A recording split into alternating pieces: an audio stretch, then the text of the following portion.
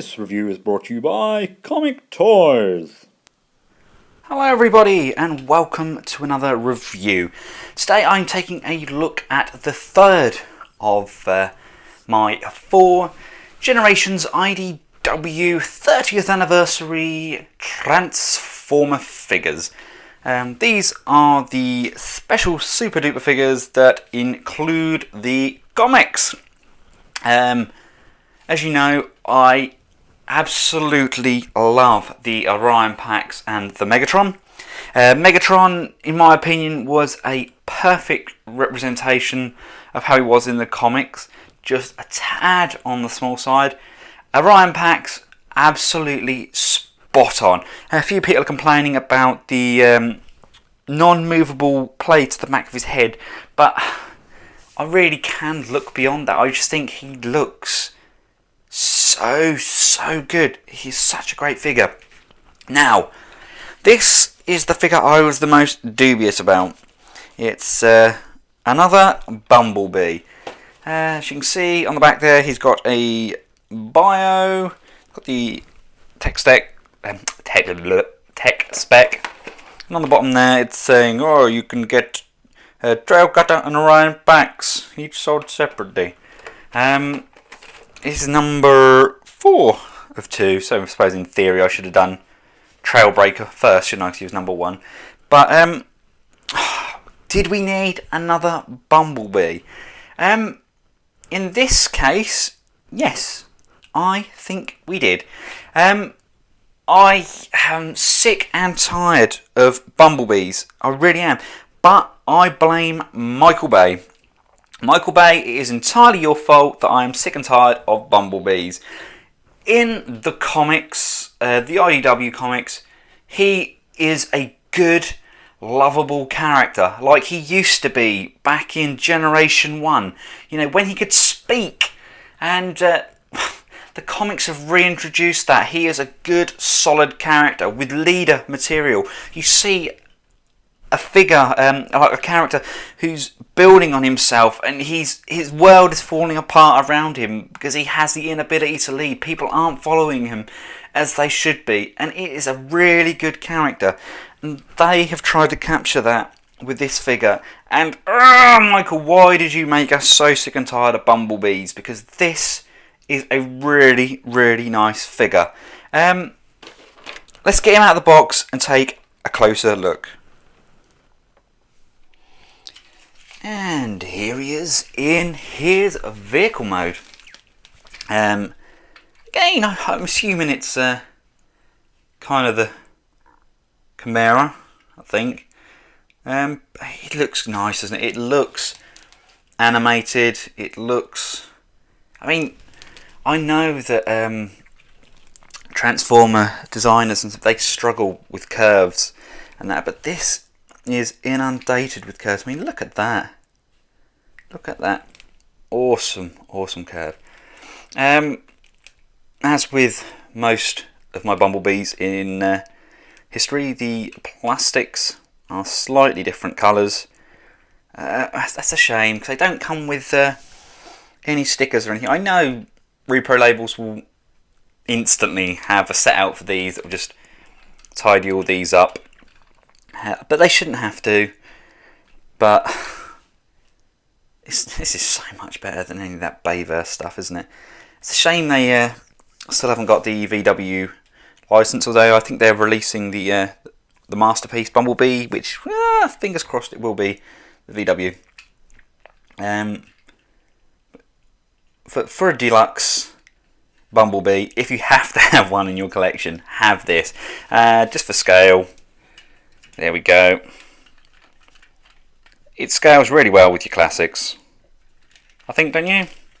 That's a pretty good scale there.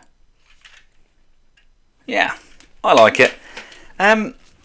Let's see what else he comes with. He comes with a set of weapons, like so. There and there. You can pop this peg down like so, and these can peg into the side. You've got one on this side, do the same with this one, and peg it in over the side like so. Here's I've got a couple of rifles there. Again, that doesn't actually look that bad at all, does it? I mean, they're okay. I mean, everything's kind of fixed on them. If we can kind of focus on those, I mean, they're pretty intricate. They're fairly detailed. There, look. There's a bit of work gone into them. They're nice weapons. And it doesn't look too over the top. I mean, I really advise you to read the comic, especially the one that came with this, because it gives a lot of information on the character and gives you a lot of background, and it's a really good Bumblebee. I like him. He's dare I say it, I'm almost more drawn to this Bumblebee than I am Dan's Bumblebee from Generation 1. But it's a toughie. Let's get him transformed and see how he looks in bot mode. Right, for bot mode, we want to unplug the weapons and come round to the side, and the doors are tabbed in. So you want to apply a little bit of force just to untab this section from here, and you want to open both doors to begin with, like so. That's just a good starting point. From this position, I want to unpeg the bonnet from here. Again, they're pegged in just on here, and there's a ridge on here. Everything pegs in really well on this guy, and from here you can lift the bonnet up just to get it out of the way. Right, you can now unpeg the roof section and pull that up out of the way again with the glass bonnet. And at this point I like to just unplug his legs like so. From this point you can grab the leg and pull it down. If you look, this is on a hinge, so the knee pad will move as you extend the leg. Whilst on the legs, we may as well do the feet.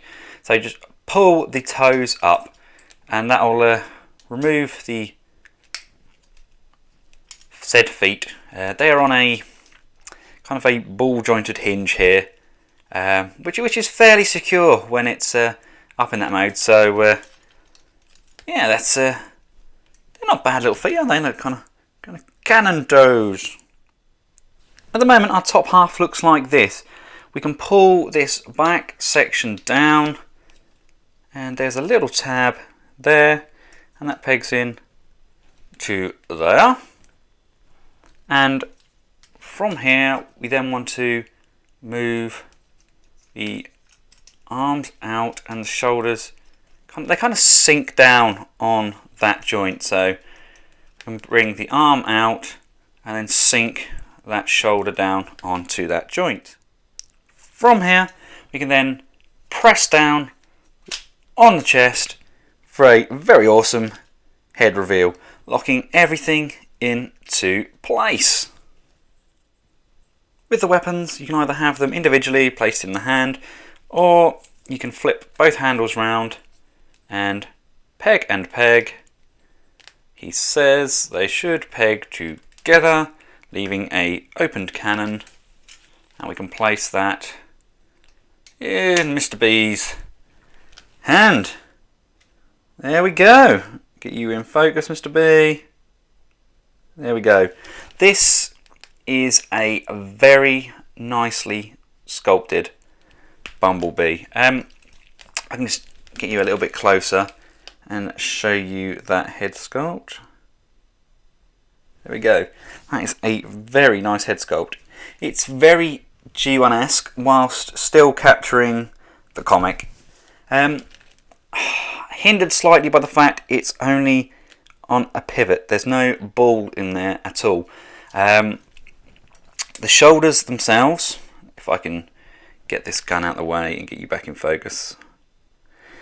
The shoulders themselves, they are on that swivel, and on a pivot. There's a pivot at the elbow, as well as a 90°, but the actual forearm itself doesn't move. It's locked in place, and again, you have to lift this entire section up. So unfortunately his arms are always going to be pointing out slightwards. If you want to slightwards? Is that even a real word? Slightly outwards. Yeah, slightwards. Yeah, I'll copyright that. He has a waist swivel. As you can see, it's got the top of the thigh. It's got good range of movement there. You've got those double joints there. Again, it's only the one joint for the lower leg, but bringing the kneecap on its own hinge does give the impression that he's got a lot more movement in that knee than what he actually has. And with the foot, you've got a lot of pivot there. And does it pivot sideways? No, it doesn't. So you've just got the rotation there. Oh, Hasbro, again, you've missed out. You did the same with Megatron. Now you've done it with Bumblebee. We want side pivot. It can't be that difficult to put it on there, surely. This could have been on like a small, I don't know, like a small pin or something, or a ball, and just so I can slide in and out, just to get that kind of movement on the foot. All in all, this is by far the best Bumblebee I own. Okay, in all fairness, I don't own that many, but it's a really nice bee. You can tell, just taking a closer look, you can tell there's a lot of time and effort gone into designing these guys. There's a lot of detail there, a real lot of detail. Kind of look like he's got a little thing hanging down there, isn't he? I don't know if that should be tucked away somewhere, or yeah, just a little schlong hanging down. As you can see with the yellow, this is the same yellow I was picking out when I reviewed it earlier on. Basically, it's black plastic. I think it's black, yeah, and it's just been painted over. Why they didn't cast that in yellow plastic is beyond me. They've done the same sort of thing with Springer. It's such a shame because it's a nice, tidy figure. I know there's a lot of Bumblebee fans still out there. Isn't there? And why? Why? I mean, mine's already. I think I did that. I've started to chip it, or there's a slight flaking there. Look. You can see it's like a gloss paint. They should have just cast it in a yellow plastic. But a nice repro label sticker over there. They'll get a really good colour match, and it'll make such a difference. Again, a little tiny bit of paint bleeding on the lights. They need to take a little bit more care with the figures. But all in all, I am very, very happy. He could have done with having a cane. If you don't know why he should have a cane, then read the comics. Please read the comics. For a scale comparison, let's bring in. There we go. Look, it's about the right size. Kind of, isn't it? Yeah, he's about the right size. And who else have we got here? We've got the Megatron. Let's bring in the Megatron. Again, Megatron, itsy bitsy tiny diddly boy. He needs to be about that big, doesn't he? But perfect scale for your Generations figures, in my opinion.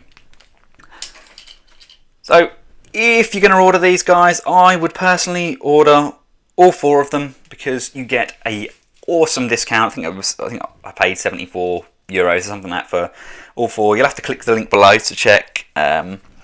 But they are really good figures. I'm loving the IDW stuff. It really does prove that Hasbro are really listening to what people want. Yeah, that's my opinion.